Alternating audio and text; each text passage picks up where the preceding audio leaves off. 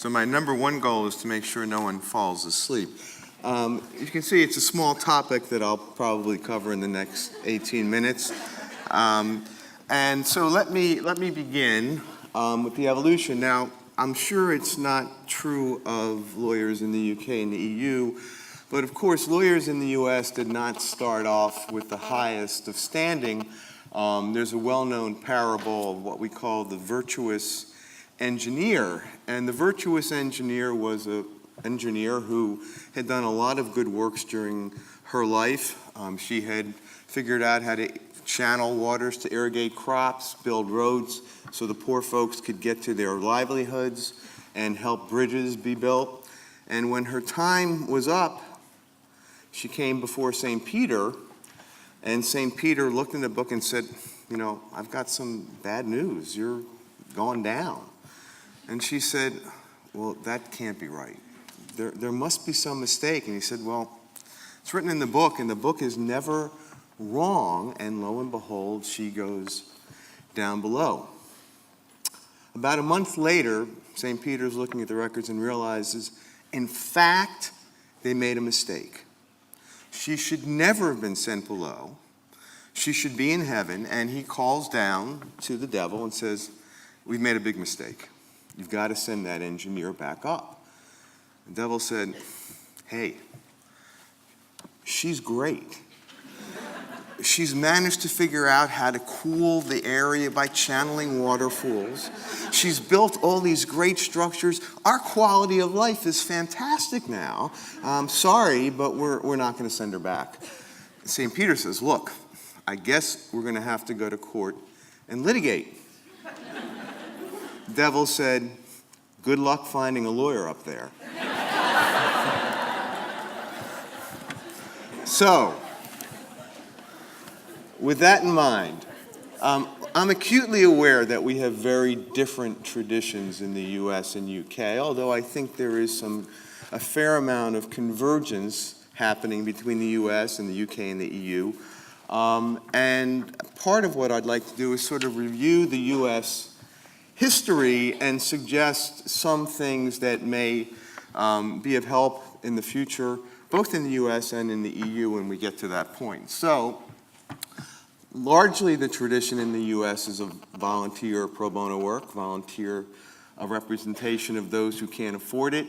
There's a much stronger tradition of state-sponsored assistance to those who can't afford legal services in the EU. But let me just go through the US story to go through the evolution and see if we aren't moving to a closer parallel with the UK and the EU. In the US, pro bono started out with individual representation, largely in criminal cases. There's a very famous story. That's Abraham Lincoln. Yes, and Abraham Lincoln probably was one of the most famous pro bono lawyers in the United States when he was a very well-established and esteemed lawyer, general counsel to the Illinois Central Railroad.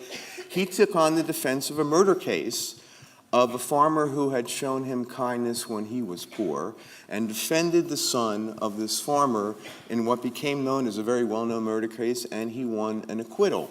Now, Lincoln started a tradition in the United States of defending individuals, especially some individuals in unpopular causes, but pro bono in the United States for a long time was a sporadic affair.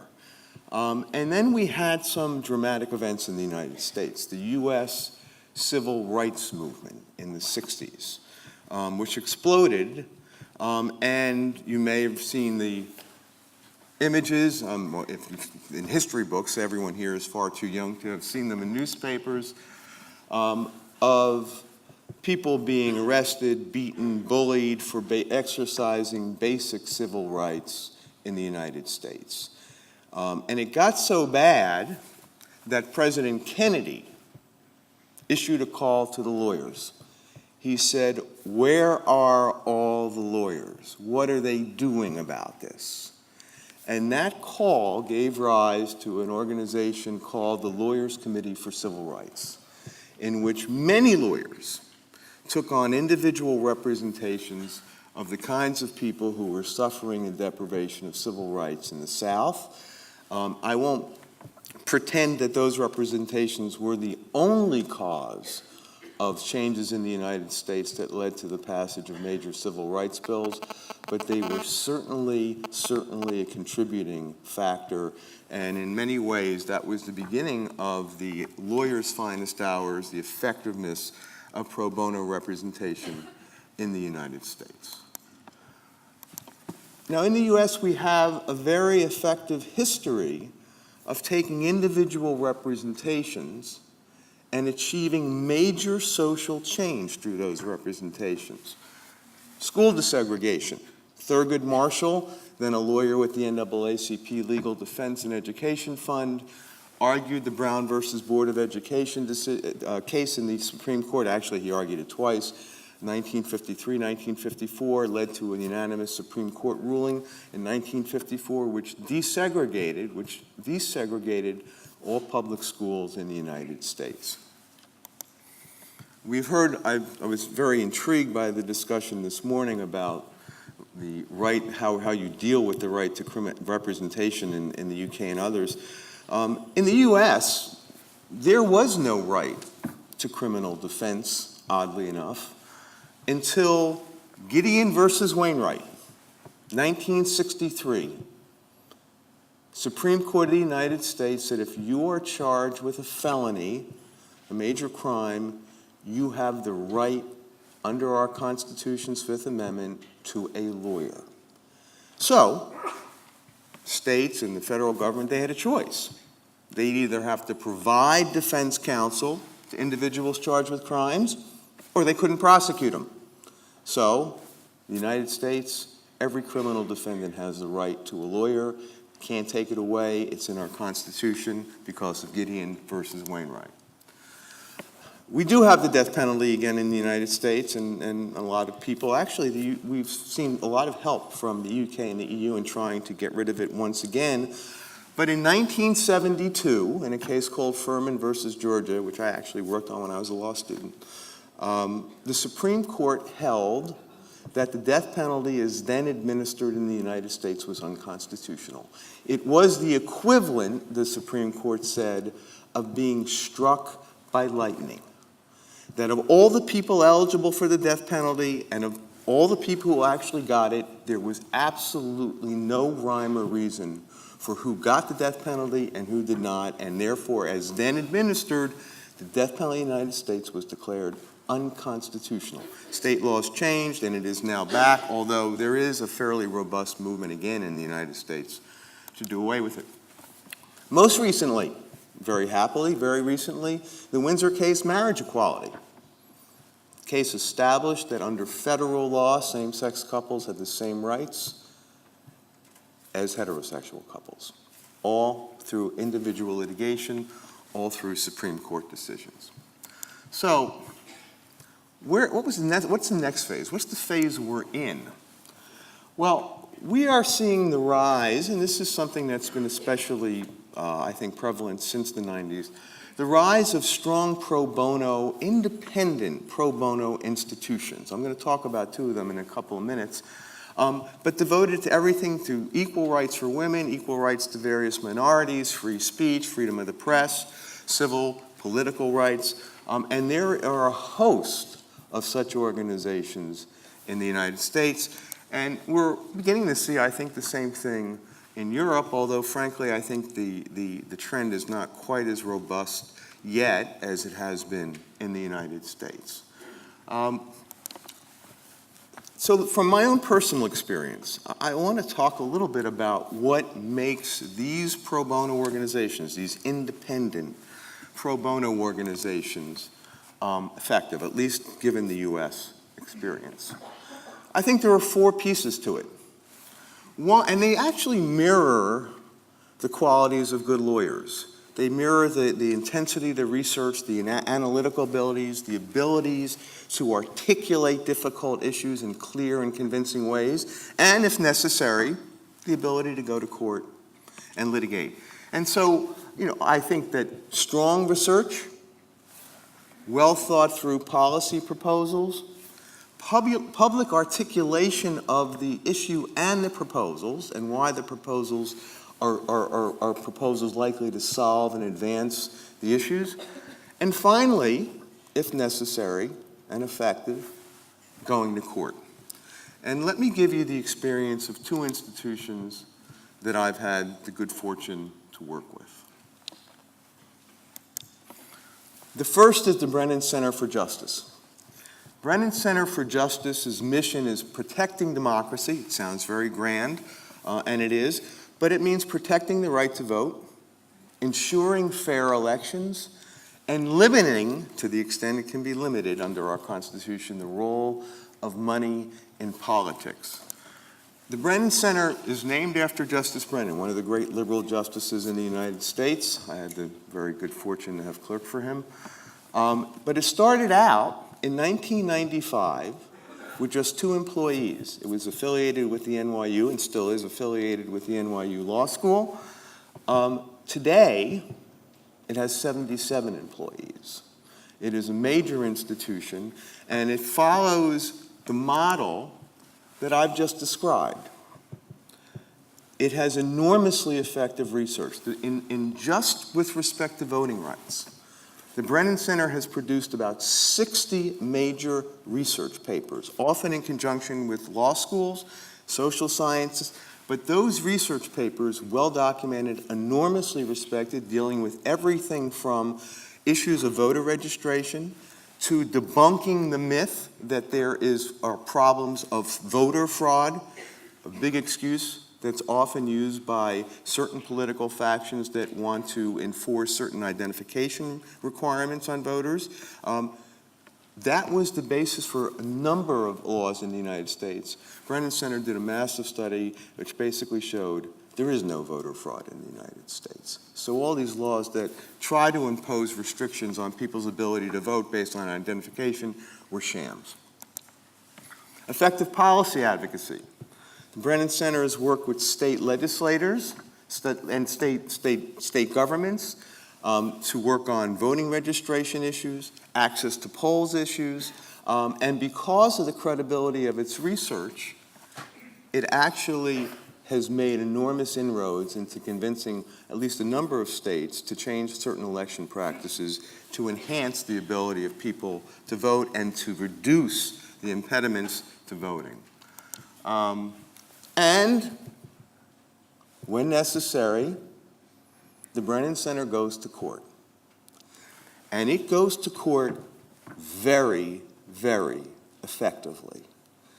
During the 2012 presidential election in the United States, the Brennan Center filed a number of lawsuits that challenged voter ID requirements and other requirements, largely successful in either having those laws withdrawn or barred. And the net effect of the Brennan Center's litigation program was that approximately 5 million voters who might not otherwise have been able to vote were able to vote. There's a very interesting question whether those efforts affected the results of the 2012 presidential election. The Innocence Project, another organization I'm fortunate enough to be involved with. Their mission, freeing the wrongfully convicted and also ensuring against wrongful convictions. Again, extraordinarily modest beginnings. The Innocence Project was started by 2 law professors, Barry Scheck and Peter Newfield, when they were at Cardozo Law School. Like the Brennan Center, there's a link with a law school. And today, the Innocence Project has over 70 employees and a huge number of affiliates, including some here in the EU.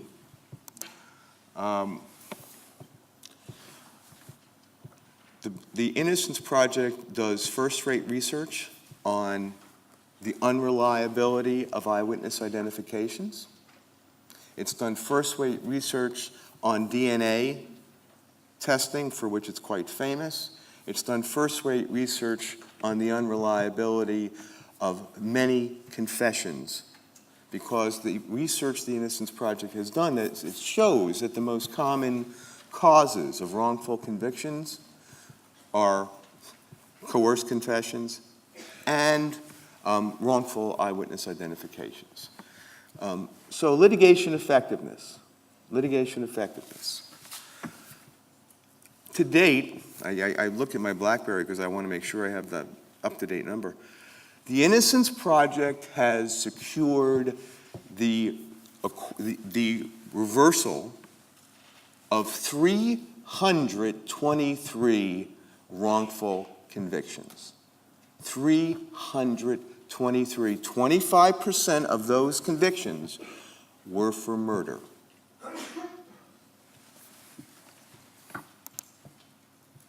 Best of the best when it comes to DNA evidence. This is pretty much known throughout the country, and I desperately need your help. My name is Jonathan Barr, and I was wrongfully convicted of a murder and a rape of my friend Katrisa Matthews, and I spent almost 20 years in prison for that crime. I spent 15 years inside of prison. I spent 11 years and 3 months in prison. 20 years, 9 months, 5 days in prison for a crime I didn't commit. The system failed us, tremendously. It failed us.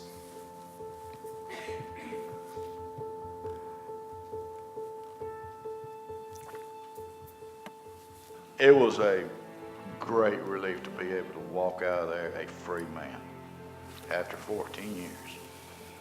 I'm able to spend time with my grandkids.